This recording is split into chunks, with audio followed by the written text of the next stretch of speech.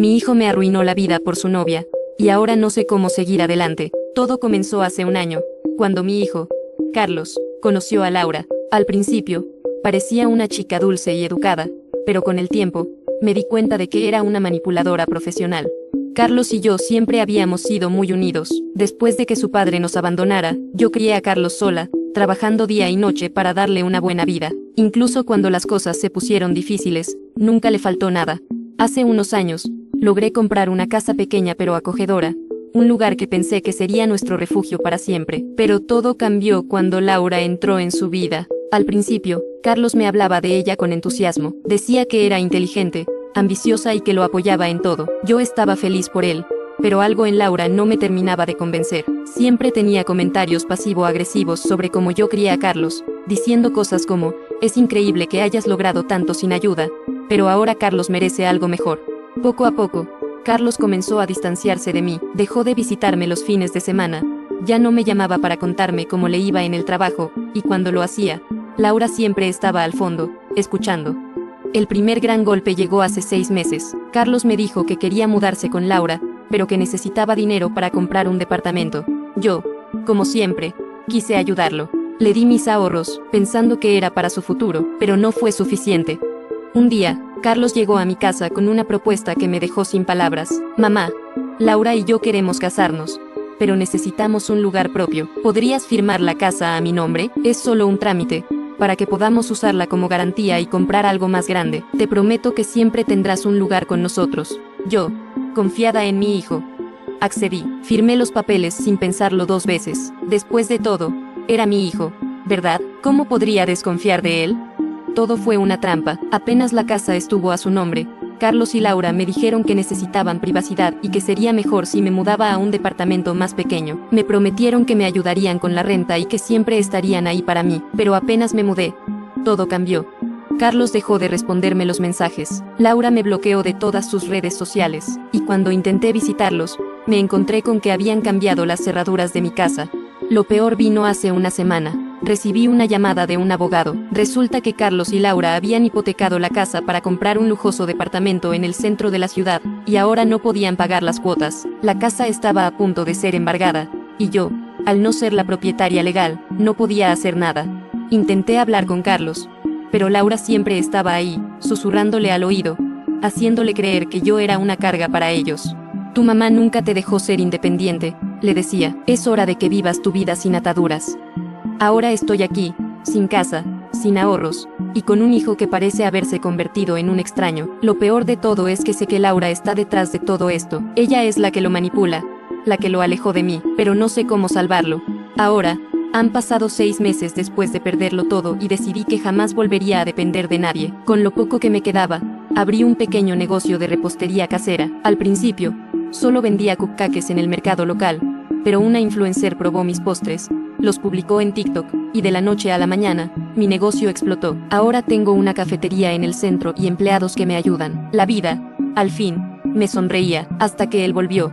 Hace 3 días, recibí una llamada de un número desconocido. Era Carlos. Su voz sonaba áspera, como si no hubiera dormido en semanas. Mamá, necesito ayuda. Si no pagas mi fianza, me meterán a la cárcel. No puedo dejar que me arruinen la vida. Me temblaron las manos, pero no por miedo, sino por rabia. Le pregunté qué había pasado, y entre sollozos, confesó: después de que Laura lo convenciera de hipotecar mi casa para comprar ese maldito departamento de lujo, los pagos se acumularon. Laura lo abandonó hace un mes, dejándolo con deudas impagables y una demanda por estafa. Aparentemente, ella usó su nombre para firmar contratos falsos. Ahora, Carlos enfrentaba 5 años de prisión, y quería que yo lo salvara, pero no terminó ahí.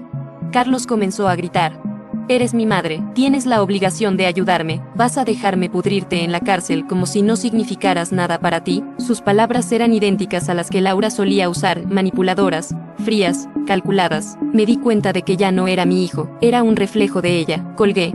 Minutos después, recibí mensajes de números desconocidos, fotos de cuando Carlos era niño, capturas de nuestros chats antiguos, y hasta una carta que me escribió en primaria diciendo: eres la mejor mamá del mundo. Laura le había enseñado bien, ahora usaba mi propio amor como arma, pero esta vez, no caí. Al día siguiente, Carlos llegó a mi cafetería. Estaba demacrado, con la misma camisa que le regalé para su graduación. Los clientes nos miraban mientras él se arrodillaba frente a mí, llorando. Perdóname, mamá, te juro que cambiaré, solo dame otra oportunidad. Por un segundo, casi cedí, pero entonces, vi algo en sus ojos. No era arrepentimiento, era desesperación, y detrás de él, a través de la ventana, Laura observaba desde un auto negro, sonriendo. Era otra trampa. Le dije a Carlos que lo amaba, pero que no pagaría ni un centavo, que si quería demostrar que había cambiado, debía enfrentar las consecuencias como un adulto. Él se levantó, furioso, y gritó: «Eres una egoísta, ojalá nunca hubieras sido mi madre». Después de que Carlos se fuera de mi cafetería aquel día, pensé que lo peor había pasado. Había aprendido a vivir sin él, a construir algo nuevo a partir de las cenizas que dejó su traición. Mi negocio era mi orgullo, mi refugio, y por primera vez en años, me sentía en control de mi vida, pero no sabía que el infierno apenas comenzaba. ¿Es usted la madre de Carlos Martínez?, preguntó una voz grave al otro lado de la línea. Sí. ¿Quién habla?, respondí, tratando de mantener la calma. Su hijo nos debe dinero, mucho dinero, y si no paga, las consecuencias serán graves, para ambos. Colgué, temblando, no sabía qué pensar. ¿Qué había hecho Carlos ahora? Poco después, las piezas comenzaron a encajar. A través de rumores y algunas investigaciones propias, descubrí que Carlos, desesperado por pagar sus deudas, había caído en el mundo de las estafas. No cualquier estafa, sino un esquema sofisticado que involucraba inversiones falsas en criptomonedas. Había convencido a más de 35 personas de invertir en un proyecto que prometía rendimientos astronómicos. Les robó más de 500,000 pesos a cada uno. Con ese dinero, no solo pagó sus deudas, sino que se compró un departamento de lujo, un auto deportivo y comenzó a vivir como un rey. Pero el castillo de naipes no duró mucho. Las demandas empezaron a llegar. Primero una, luego 5, luego 20. Personas furiosas, arruinadas, exigiendo justicia. Pero, para mi sorpresa, ninguna de las demandas prosperaba. Carlos, o alguien detrás de él, tenía conexiones, sobornos, amenazas, documentos falsos. Algo o alguien lo protegía. Y entonces, las amenazas llegaron a mi puerta. Una noche, mientras cerraba la cafetería, encontré un sobre debajo de la puerta. Dentro había una foto mía, con una nota escrita en letras rojas: «Tu hijo nos debe, y tú pagarás. Cierra este negocio o enfrentarás las consecuencias». Me asusté, pero no quería ceder. Esta cafetería era todo lo que me quedaba, pero las amenazas se volvieron más directas. Un día, llegué a trabajar y encontré las ventanas rotas, las paredes pintadas con mensajes como «Paga o muere» y «Tu hijo nos arruinó. Ahora te toca a ti». Los clientes dejaron de venir, mis empleados renunciaron por miedo, y yo, después de noches sin dormir, tomé la decisión más difícil: cerrar mi cafetería. Pero las amenazas no pararon ahí. Recibí llamadas a altas horas de la noche, mensajes de texto con fotos de mi casa, e incluso un paquete con una rata muerta y una nota que decía: «La próxima vez será tu cabeza». No podía seguir así. Vendí lo que quedaba del negocio, empaqué mis cosas y me mudé a otra ciudad sin decirle a nadie a dónde iba. Dejé atrás todo lo que conocía. Pero esta vez, no fue por culpa de Carlos, fue por mi paz mental. Meses después, me enteré de que Carlos había huido del país. Según los rumores, se fue a un lugar sin extradición, donde las leyes no podían tocarlo. Pero no era el final feliz que él esperaba. Un antiguo amigo de Carlos me contactó para contarme la verdad. Aunque había escapado de la justicia, no podía escapar de sí mismo. Vivía en un lujoso apartamento, pero nunca salía. Tenía miedo de ser reconocido, de que alguien lo encontrara y lo matara. Las personas a las que estafó no lo olvidaron, y ahora había una recompensa por su cabeza. Lo más triste fue enterarme de que Laura lo había abandonado de nuevo. Esta vez, se llevó lo poco que le quedaba: joyas, dinero en efectivo y hasta su auto. Carlos estaba solo, atrapado en una jaula de oro, sin nadie a quien recurrir.